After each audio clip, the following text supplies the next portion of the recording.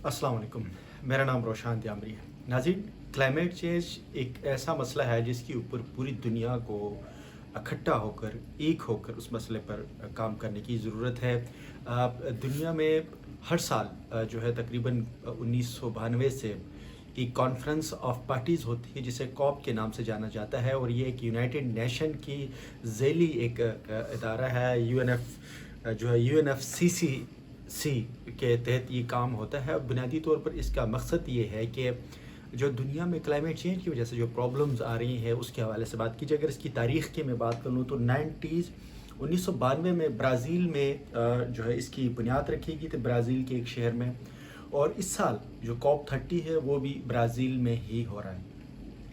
अगर मैं इस तमाम तर जो क्राइटेरिया है, जो कॉप है, इसको बनाने का मकसद अगर हम आपको बताएं तो बुनियादी तौर पर ये था कि 1990s के अंदर ये बात समझी गई कि भाई दुनिया के अंदर तब्दीली आई हुई है, और जो है वो टेम्परेचर की वजह से बड़ी चीज़ें चेंज हो रही हैं, क्लाइमेट चेंज की वजह से बड़े इफ़ेक्ट्स हो रहे हैं।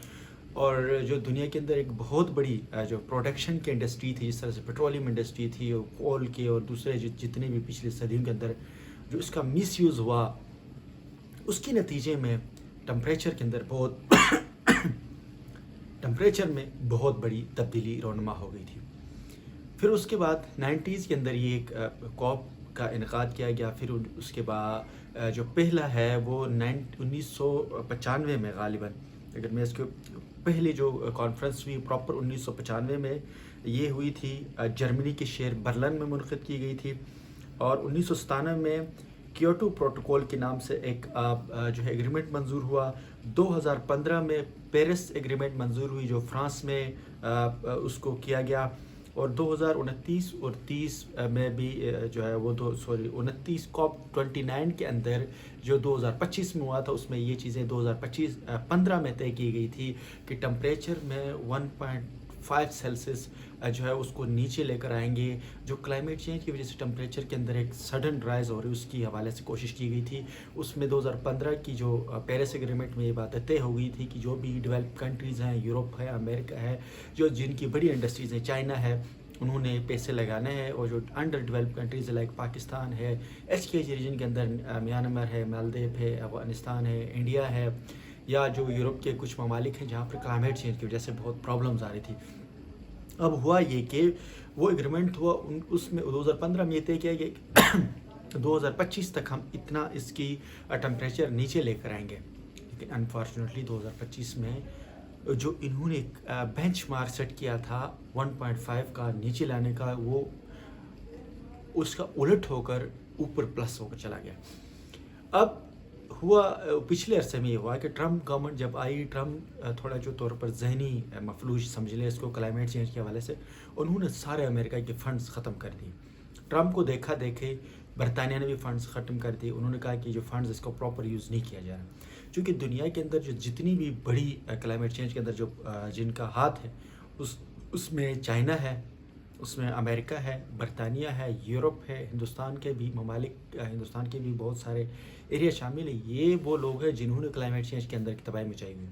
अब चूँकि उन्होंने वो अंडर डेवलप कंट्रीज जिनके उनकी तबाही की वजह से जो ममालिक जैसे पाकिस्तान मुतासिर हो रहा है, इनको फ़ंड्स देने थे, उन्होंने अभी फ़ंड्स देना छोड़ दिया। तो उस सबसे बड़ी प्रॉब्लम अभी ये बनी है कि फ़ंड्स ना होने की वजह से जो कॉप के दौरान बहुत सारे एग्रीमेंट्स होते थे, जो चीज़ें प्लान की जाती थी वो पूरे नहीं हो पा रहे हैं। अभी भी ये सूरत हाल है कि क्लाइमेट चेंज की जो तबाही मची हुई है पूरे रीजन के अंदर, उस तबाही से बचने के लिए कुछ भी नहीं किया जा रहा। अगर मालियाती तब्दीली में अपना किरदार अदा नहीं करेंगी दुनिया, तो अगर ये समझता है कि ट्रम्प हो या दूसरे जो ब्रिटिश हैं या यूरोप है, वो ये समझता है कि क्लाइमेट चेंज के अंदर वो अपना रोल अदा नहीं करेंगे, अगर वो समझता है कि हम अपने मुल्क के लिए बेहतरी करके हम बचेंगे, तो ये हो नहीं सकता। क्लाइमेट चेंज एक ऐसा फिनोमेना है जो पूरी दुनिया को अपने लपेट में ले लेगा। अगर वो develop countries under develop countries को अपने लपेट में ले सकता है, तो वो ममालिक जो बड़े डेवलप हैं वहाँ पर भी होंगे। क्लाइमेट चेंज की कोई बाउंड्रीज़ नहीं होती, क्रॉस बाउंड्री काम करता है, और आने वाले वक्तों में सारे मुल्क इसके लपेट में आएंगे। अभी भी वक्त है कि इसके लिए अब अपना किरदार अदा करें। इस साल जो ब्राज़ील में कॉप हो रहे हैं, COP30, اب امید ہے کہ اس میں کیا سچویشن پیدا ہو سکتی ہے۔ آج اگر ہم دیکھ لیں تو آج برازیل میں جو کاپ کے دوران وہاں کی لوکل کمیونٹی نے بڑا احتجاج کیا، وہ وہاں پر داخل بھی ہو گئے۔ ان کا یہ کہنا تھا کہ جو غیر قانونی طور پر وہاں پر پروڈکشن ہو رہی ہے، آئل کی پروڈکشن اور منرلز کی جو ایکسپلوریشن ہو رہی ہے، جس کی وجہ سے کمیونٹی بڑی ڈسٹرب ہو رہی ہے۔